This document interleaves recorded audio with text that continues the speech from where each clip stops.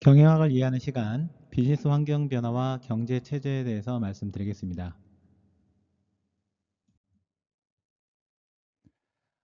우선 이제 비즈니스와 부의 축적에 대해서 이해할 필요가 있을 것 같은데요.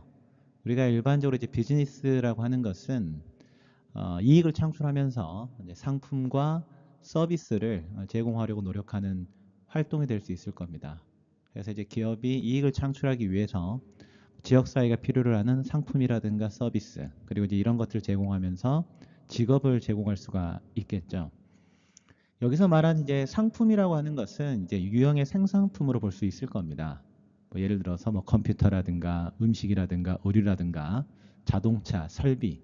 그러니까 눈으로 우리가 보고 뭐 느낄 수 있는 이런 것들이 이제 상품으로 볼 수가 있을 것 같고, 서비스는 이제 눈에 보이지 않는 생산품이죠. 뭐 예를 들어서 이제 뭐 교육이라든가 의료 서비스, 금융 서비스, 여가, 여행, 관광 이런 것들이 이제 서비스일 겁니다. 고객들의 요구와 필요가 있죠. 그래서 여기에 따라서 알맞은 상품과 서비스를 개발했다. 그러면 이제 고객들이 선호하는 미디어, 예를 들어서 TV에 광고를 낸다라거나 뭐 페이스북을 통해서 홍보를 한다거나 이런 식으로 접근할 수 있어야 될 겁니다. 만약 이제 고객들이 원하는 것을 제공해서 시장의 요구를 성공적으로 채워줬다. 그러면 때로는 돈을 아주 많이 벌 수 있겠죠. 이제 기업가라고 하는 것은 바로 이제 이러한 사람이다라고 이제 보면 될 것 같습니다. 그래서 비즈니스를 시작하고 이를 지속해 나가기 위해서 시간과 돈에 대해서 어떻게 보면 이제 위험을 짊어지는 이런 사람이 기업가라고 할 수 있을 겁니다. 비즈니스 할 때는 수익과 이익과 손실에 대한 개념을 명확하게 파악을 하고 있어야 될 겁니다. 수익이라고 하는 것은 일정 기간 동안 기업이 이제 제품과 서비스를 이제 판매함으로써 비즈니스가 얻게 되는 화폐의 이제 총량을 의미를 하는 거겠죠. 그리고 이제 이익이라고 하면 이제 하나의 비즈니스가 사용한 비용들 이상으로 벌어들인, 즉 수익에서 비용을 뺀 금액이 바로 이제 이익이 될 겁니다. 그런데 이제 만약에 비즈니스에서 발생하는 비용이 수익보다 많을 때는 이제 손실이 발생할 수 있겠죠. 지속적으로 손실이 증가한다. 그러면 이제 비즈니스를 중단하거나 직원들을 이제 해고할 가능성이 높을 겁니다. 예를 들어서 우리가 이제 붕어빵 장사를 한다. 그러면 이제 다양한 비용들이 들어가죠. 뭐 차도 빌려야 되고요. 그다음에 재료도 사야 되고, 뭐 예를 들어 장사가 잘 되면 아르바이트생을 고용할 수 있을 겁니다. 이런 비용들, 그러니까 이제 전체적인 수익에서 이런 이제 비용을 제하고 남는 돈이 바로 이제 이익으로 볼 수가 있겠죠. 한번 사례를 한번 볼까요? 이게 이제 요즘에는 이제 네이버라든가 이제 다양한 뭐 다트라든가 여기에서 다양한 재무제표들을 좀 쉽게 구할 수가 있는데요. 화면에 보이시는 것이 이마트 손익계산서입니다. 2019년부터 2023년까지 이제 손익계산서가 나와 있죠. 차후에 이제 회계 파트에서 다루겠지만 매출액에서 매출 원가를 뺀 게 매출 총이익이고요. 여기에서 이제 판매비와 관리비를 제한 것이 영업이익입니다. 여기에서 이제 기타 수익을 더하고 기타 비용을 빼고요. 그리고 이제 법인세까지 빼게 되면 당기순이익이 나오게 되는 것이죠. 여기에서 이제 우리가 핵심적으로 중요하게 보는 것이 바로 이 영업이익입니다. 기업이 영업 활동을 통해서 꾸준하게 이익을 내고 있느냐 상당히 중요하죠.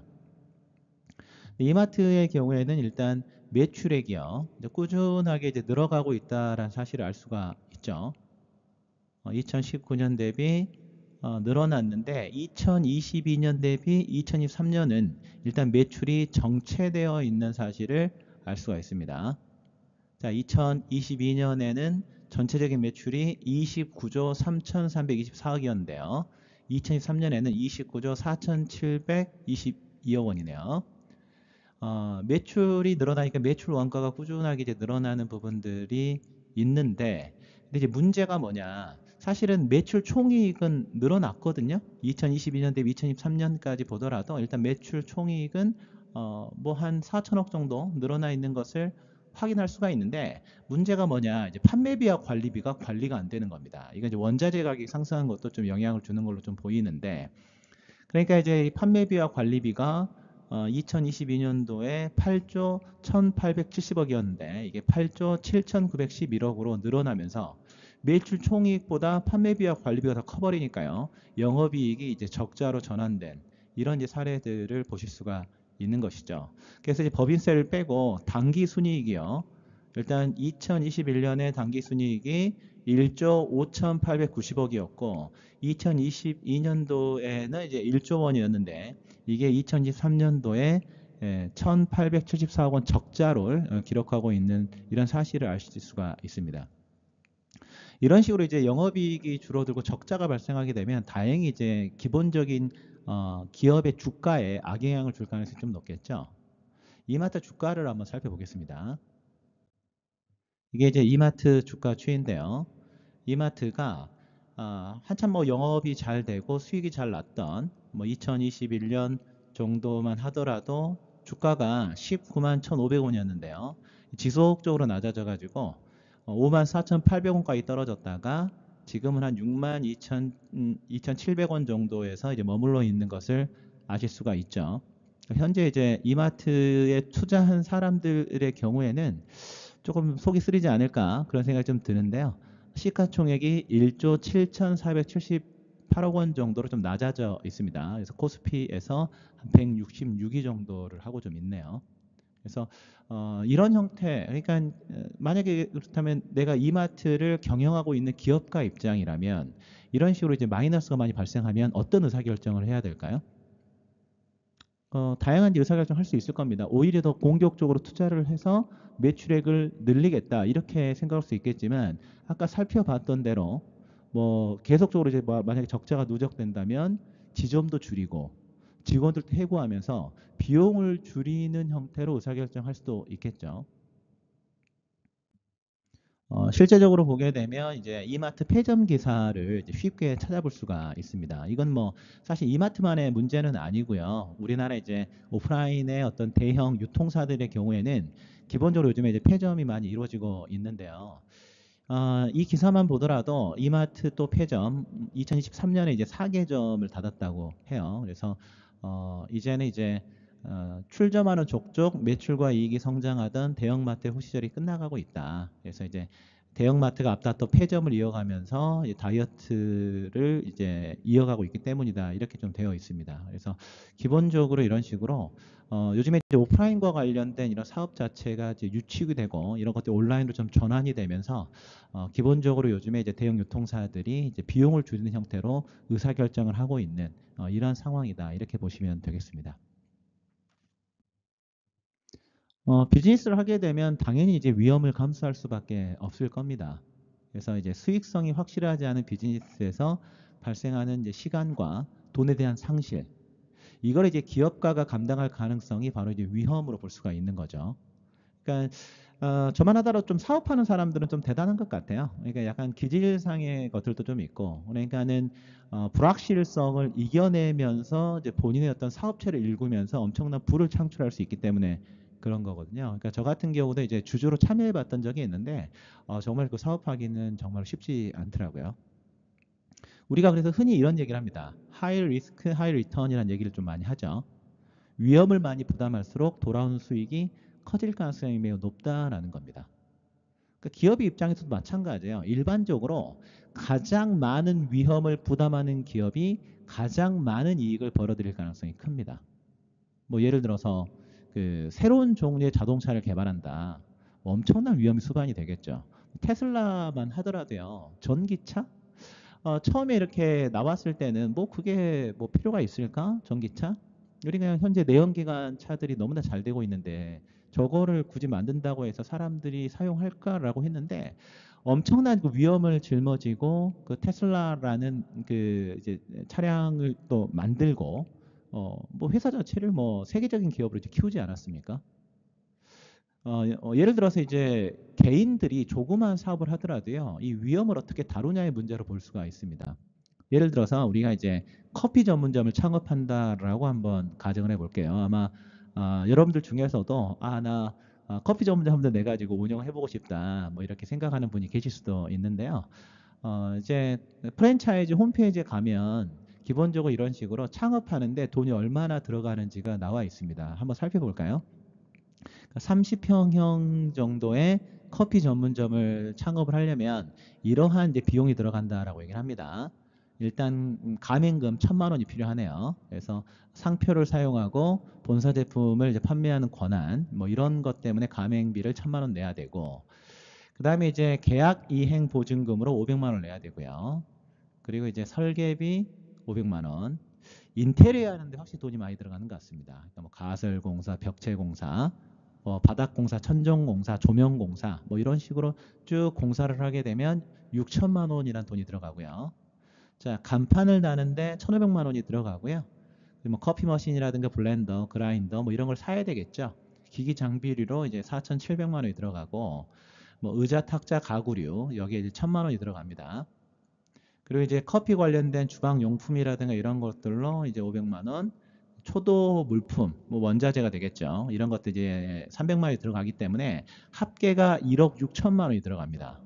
근데 여기에 뭐가 빠져 있죠? 보증금이 빠져 있죠. 그렇죠? 임대 보증금이요. 그러면 이제 커피 전문점을 창업하는 사람들은 고민이 될 거예요. 야, 이거 임대 보증금 그 시내로 들어가면 들어갈수록 임대 보증금이 비싸고 월세도 이제 많이 지불할 가능성이 높겠죠.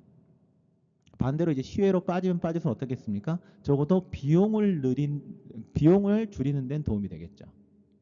그런데 시외에서 카페를 하는 거하고 시내에서 카페를 하는 거하고 어떤 게 더 위험하겠습니까? 당연히 시내에서 카페를 하는 것이 더 위험할 수 있습니다. 비용이 더 많이 들어가니까. 반대로 그 위험을 감수해서 매출이 훨씬 더 많이 발생하게 되면 훨씬 더 큰 이익을 얻을 수가 있겠죠. 이런 형태 우리가 어떤 의사결정을 할 때는 이 위험을 어떻게 다루느냐의 문제다라고 보시면 됩니다. 사실 우리가 글로벌 사업을 할 때 가장 위험한 사업이 뭔지 아세요?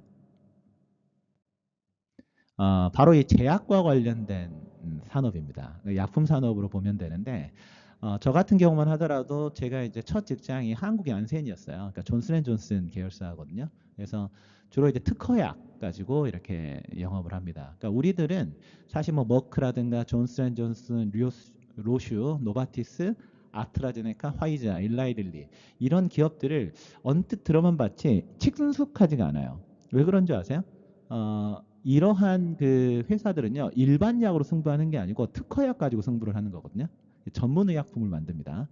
그래서 이런 이제 그 글로벌 제약회사들의 목표는 신약을 잘 개발을 한 다음에 그 신약을 의사들이 사용하도록 교육을 시키는 것이 마케팅이에요. 왜냐하면 이제 의사들은요, 신약을 잘 쓸 것 같아도 그렇지 않습니다.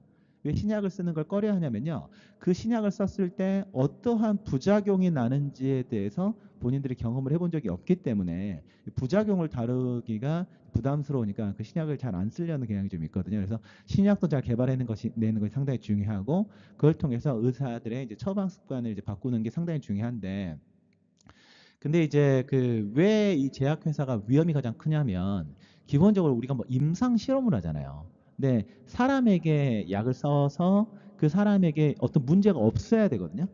근데 뭐 1상, 2상, 3상 이런 식으로 실험을 해 가는 과정에서 어느 한순간 삐끗해버리게 되면요, 엄청나게 많은 자본이 투여된 그 사업 자체, 그 약품이 날아가 버릴 수가 있어요. 그럼 엄청난 이제 기회비용에 대한 손실이 벌어질 수가 있거든요. 그래서 이 제약회사 같은 경우는 사실은 M&A가 가장 많이 일어나는 업종 중에 하나입니다. 2023년도에 과연 이런 글로벌 그 제약회사들이 R&D 예산을 얼마나 썼느냐. 자, 진짜 엄청난 돈이죠. 가장 이제 2023년도에 R&D 예산을 많이 쓴 데가 이제 머크입니다. 우리나라 돈 기준으로 무려 39조 6,890억 원. 매출액 대비 R&D 예산이 50.8%인데 이건 약간 특수한 경우입니다. 그러니까 일단 다른 회사하고 어떤 협업을 하거나 그리고 이제 뭐 M&A를 하거나 이러면서 약간 이제 과장된 그런 측면들이 좀 있고요.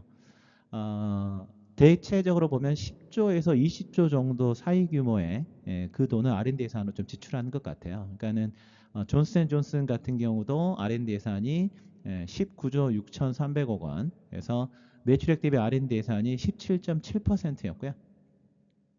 자, 로슈가 19조, 노바티스 14조, 아스트라제네카 14조, 뭐 이런 식입니다.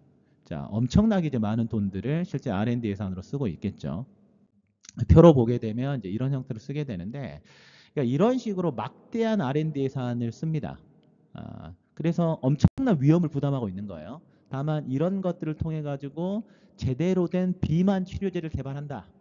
그러면 이제 거의 뭐 예산 뭐 R&D에 들어간 것보다 훨씬 더 이제 많은 그런 금액을 벌어들일 수가 있는 거죠.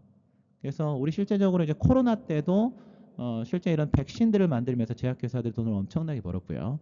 특히 이제 요즘에는 이제 비만 치료제가 핫하다라고 하더라고요. 그래서 그런 비만 치료제들을 잘 개발을 해서 기본적으로 우리가 어떤 식으로 우리가 이제 출시를 해가지고 약품 효능을 입증하느냐, 이게 이제 최근에 제약회사들의 마케팅 초점이 된다, 이렇게 좀 보시면 되겠습니다. 결국은 이 제약회사들이야말로 하이 리스크 하이 리턴이지 않나, 그런 생각이 좀 듭니다. 그리고 이게 기업체를 운영을 하게 되면요, 결국은 이 기업은 그 지역 사람들에게 일자리를 만들어주죠. 그러면 이제 그 기업 입장에서 이제 그 지역에서 그 기업에 채용이 돼가지고 일자리를 얻은 사람들은 일을 함으로 인해서 뭘 하게 됩니까? 급여를 받게 되죠. 그래서 회사도 세금을 내지만 그 직원들도 이제 세금을 납부하게 됩니다. 그러면 그 세금을 가지고 그 지역에서는 뭐 소방서, 경찰서 이런 다양한 공공기관을 유지할 수가 있고, 그리고 이제 그 지역 사람들에게 어떤 그 복지와 관련된 여러 가지 것들을 제공해 줄 수가 있겠죠. 즉, 기업들은 사실은 사람들의 생활 수준을 높여줄 수 있습니다. 그래서 사람들이 이제 자신이 보유한 돈을 가지고 살 수 있는 제품과 서비스의 양 자체를 늘려가지고요, 삶의 질을 높일 수가 있겠죠. 삶의 질이라고 하는 것은 결국은 뭐 정치적인 자유라든가 쾌적한 자연 환경이라든가 교육을 받는 것, 안전한 뭐 의료 서비스를 받는 것, 이런 이제 즐거움과 만족을 가져다 줄 수 있는 모든 것들에서 나타나는 사회적 행복 수준이라고 볼 수가 있을 것 같은데, 이러한 것들을 이제 기업의 입장에서 제공해 줄 수가 있는 거죠. 그러니까 여러분들도 좀 멋진 기업가가 되면 어떨까라는 생각이 좀 드는데요. 이렇다 보니까 반대로 기업의 활동이 위축되면 어떻게 될까요? 반대가 되겠죠. 일자리가 줄어들 수가 있고, 그렇게 되면 이제 소득이 줄어서 회사와 직원들이 내는 세금 자체가 줄어들게 되면 공공기관을 유지하거나 복지 서비스를 유지하는 것이 매우 어려워질 수 있을 겁니다. 최근에 이제 우리나라에서 이런 일들이 이제 벌어지는 것 같은데요. 반도체 경기가 이제 최근 몇 년 동안 좋지 않다 보니까 지자체 세수가 많이 감소한 그런 부분들이 좀 있는데, 예를 들어서 이제 수원 같은 경우는 이제 삼성전자가 있고요. 이천에는 하이닉스가 있죠. 이런 회사들이 있으면 그 회사들이 내는 세금이요, 지자체 예산의 뭐 20%를 넘기기도 합니다. 그러니까 사실은 압도적인 기여를 하는 거예요. 그 지역의 어떤 생활수를 유지하는데 그 기업에서 내는 그 세금 자체가 엄청난 기여를 하는 거거든요. 그런데 이제 2024년 9월에 나온 신문 기사를 보면 이제 반도체가 부진하면서 지방소득세 세입 규모가 큰 소위 부자 지자체들도 줄줄이 세수 펑크에 직면했다라는 거죠. 그래서 보게 되면 상위 20개 지자체의 올 상반기 지방소득세 징수액은 3조 5,330억 원으로 지난해 상반기보다 무려 33.1%가 줄었다라는 겁니다. 특히 이제 2013년 기업 실적 부진으로 인해서 법인 지방소득세가 크게 감소했는데요. 가장 감소폭이 큰 지자체가 어디냐? 말씀드렸던 것처럼 SK 하이닉스 본사와 사업장이 있는 경기 이천시였죠. 그래서 전년 동기 대비 80.9%나 줄어든 379억 원을 징수한 데 그쳤고요. 삼성전자 본사를 둔 경기도 수원시의 경우에도 올 상반기 596억 원을 징수를 하면서 전년 동기 대비 77%의 감소폭을 보였다라고 하는 거죠. 이런 식으로 이렇게 세금이 줄어들게 되면 결국 이제 피해는요, 사실 사회적 약자들이 볼 가능성이 매우 높아요. 아무래도 이제 복지 예산 자체가 줄어들 가능성이 매우 높거든요. 그래서 사실은 이제 그 지자체 입장에서는 적절한 경기 활성화, 그리고 기업에 메리트를 주면서 그 기업이 사실은 활발하게 그 돈을 벌어 들이고 사람들을 많이 채용을 하고, 그렇죠? 거기에서 이제 이익을 많이 내므로 인해서 세금을 많이 내게 하는 이런 형태의 좀 선순환 구조가 좀 필요한데, 이런 부분들이 조금 이제 아쉽게 느껴질 수 있을 것 같습니다. 자, 그리고 이제 기업체들은요, 이제는 다양한 비즈니스 이해관계들에 대한 이제 대응이 필요합니다. 예전과 다르게요, 이해관계자들이 많아졌어요. 이해관계자라고 하면은 그 기업의 활동이나 정책에 의해서 이익을 볼 수도 있고 또는 손실을 입게 되는 모든 사람입니다. 즉 기업이 이제 관심을 가지고 살펴야 될 사람을 의미하는 건데 21세기 기업은 이제 모든 이해관계자들의 요구를 인지하고 대응해야 되겠죠. 그러니까 예전에는요, 그냥 주주, 고객, 종업원 뭐요 정도를 봤는데 지금 그렇지 않는다는 거예요. 그러니까 지역 사회에도 이제 요구하는 것들이 많고 또 어떻습니까? 요즘 환경주의자들 있죠. 기업이 이제 환경에 문제가 되면 일을 하기 어렵습니다. 영업하기 어려워요. 이런 사람들과 관계가 상당히 중요하고요. 그다음에 소매상들과의 관계, 그리고 정부 관계자. 정부 관계자가 여러 가지 기업의 활동을 도와주고 부지도 제공을 해주고 규제를 좀 풀어줘야 되지 않겠습니까? 여기에 대한 것들. 그리고 이제 코로나 때 가장 중요했던 공급자와의 관계. 경기가 좋아지려고 하는데 공급사실이 무너져가지고 일을 하고 싶어도 원자재를 못 구해서 이제 문제가 되면 안 되겠죠. 그리고 이제 미디어와의 관계, 자금 조달과 관련돼서 은행과의 관계. 그래서 요즘에 이제 기업의 입장에서는 이런 다양한 비즈니스 이해관계자들을 만나서 어떤 식으로 대응하느냐가 상당히 중요하죠. 자, 그러면 한 가지 이런 것들을 살펴보죠. 우리가 이제 다양한 비즈니스 이해관계자들에 대한 대응을 통해서 기업은요, 이익을 좀 창출하려고 하겠죠. 이익을 높이려면 어떻게 해야 될까요? 예, 비용을 줄이게 되면 이익이 늘어날 겁니다. 그러니까 직원들의 급여를 제한하고 싶을 거예요. 근데 직원들의 입장은 어떻습니까? 당연히 본인이 일한 대비 충분히 임금을 받으려고 하는 이런 이제 요구 사항들이 생기는 거죠. 이런 것들이 적절하게 이루어져야 됩니다. 이게 적절하게 이루어지지 않게 되면 어느 하나가 이탈이 되게 되고요. 결국은 기업에 치명적인 손해를 끼칠 가능성이 높습니다. 조선업의 인력난 관련돼서 좀 예를 들어보면 2024년 기준으로 실제 이제 조선 3사가 13년 만에 동반 흑자 전환을 했다라고 해요. 그래서 뭐 한국조선해양, 하나오션, 삼성중공업 다 이제 안정적인 흑자 기조를 이어갔고 그리고 이제 2007년 당시에 이제 조선업 초호황기를 떠올리면서 슈퍼 사이클을 기대하는 목소리도 나온다고 하는데 근데 이제 문제가 하나 있다라는 거예요. 바로 인력난입니다.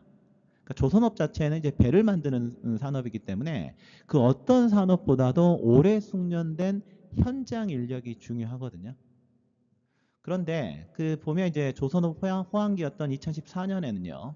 국내 조선업 인력 규모가 20만 명 수준이었는데 2022년 기준으로 9만 6천 명으로 이제 반토막이 났습니다. 그리고 이제 이 사람들은 어디로 갔느냐? 대부분 평택의 삼성전자 공장 공사 현장으로 넘어갔다고 해요. 그리고 이제 조선소들이 이제 인력을 구하기 어려워서 황급하게 외국인 노동자들 채용하고 있긴 한데 숙련도가 떨어지고 소통이 어렵다 이런 치명적인 한계가 있다라고 얘기를 하는데요. 근데 왜 이런 식으로 인력난이 됐느냐? 다른 거 아닙니다. 너무 급여를 짜게 준 거예요. 그러니까 숙련된 노동자가 조선업에 일을 하는 게 아니고 그냥 비숙련 노동자가 할 수 있는 그런 일을 하더라도 훨씬 더 돈을 많이 받으니까 문제가 되는 거죠. 그러니까 조선소와 관련된 회사 입장에서 너무나 급여를 낮게 책정했기 때문에 이런 식으로 이제 문제가 돼버린 겁니다. 심지어 뭐 외국인들도 도망갔다. 뭐 이런 식으로 이제 신문 기사가 날 정도니 사실 말 다 한 거죠. 그러니까 이제 태국 국적의 용접공 9명이 출근하지 않고 잠적했다라고 하는데 업무 강도 대비 낮은 임금 때문이라고 이제 노조가 지적했다라는 거죠.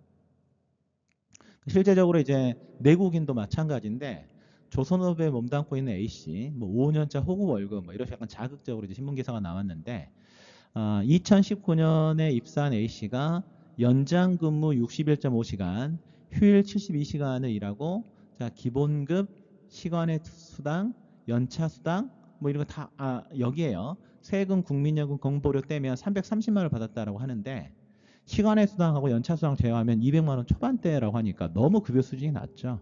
그러니까 이런 식으로 직원이라는 이해관계자들에 대해서 관리를 못하게 되면 이런 일이 언제라도 벌어질 수 있다. 이건 좀 명심해야 되겠죠. 그리고 이제 기업은요, 경쟁력을 유지하기 위해서 다양한 방식을 고민하게 되는데 그 중에 하나가 아웃소싱이라고 좀 볼 수가 있습니다. 아웃소싱은 기업의 일부 혹은 이제 모든 기능을 다른 기업이 담당하도록 계약을 체결하는 것이죠. 대표적인 회사가 나이키입니다. 나이키는 이제 마케팅이라든가 상품 기획이라든가 헤드 역할을 하는 본사만 미국에 있고 제조 자체는 각 국으로 이렇게 진출해 가지고 이제 물건을 만드는 이런 전략을 세우는 것이 이제 나이키 아웃소싱 전략으로 볼 수가 있는 거고요. 근데 인소싱의 경우에는 기업이나 조직의 서비스와 기능을 조직 안에서 총괄적으로 제공 조달하는 방식입니다. 그러니까 예를 들어서 현대자동차 예를 들어보면요. 일단 디자인 작업은 캘리포니아에서 하고요. 엔지니어링 작업은 미시간주의 디트로이트에서 하고 생산은 엘라베마주의 몽고메리에서 하는 이런 식으로 이렇게 연계돼서 한다라는 거죠. 그러니까 일본 혼다의 경우에도 뭐 이렇게 40년 이상 미국에서 자동차 생산을 해왔는데 2016년도에도 12번째 미국 제조 공장을 열었습니다. 그래서 이제는 이제 인소싱을 통해 가지고 이제 의사결정 과정에서 시간을 절약하기 위해서 예전에는 이제 외국으로 나갔던 회사들을 다시 이제 미국으로 가져오는 그래서 이러한 인소싱 전략을 통해서 새로운 일자리들이 많이 만들어지고 있기 때문에 아웃소싱을 통해서 사라지는 일자리의 수를 상쇄하고 있다. 이렇게 보시면 되겠죠. 아웃소싱이 마냥 좋을 것 같아도요. 사실은 이런 문제점이 있습니다. 그러니까는 기본적으로 보게 되면 이것 때문에 그러니까 라이프가 보도한 나이키 아동 노동 이것 때문에 나이키가 엄청난 위기에 빠졌었는데 아무리 비용을 줄인다고 해도 이런 이제 국제적으로 봤을 때 윤리적 기준을 충족하지 못하게 되고 이렇게 되면 또 엄청나게 비난의 요소가 있죠. 예. 그러니까 미국에서 하지 못하는 것들을 다른 나라에서 환경을 파괴하고 아동을 착취해도 되겠냐. 이런 문제점들이 하나 있을 수가 있고요.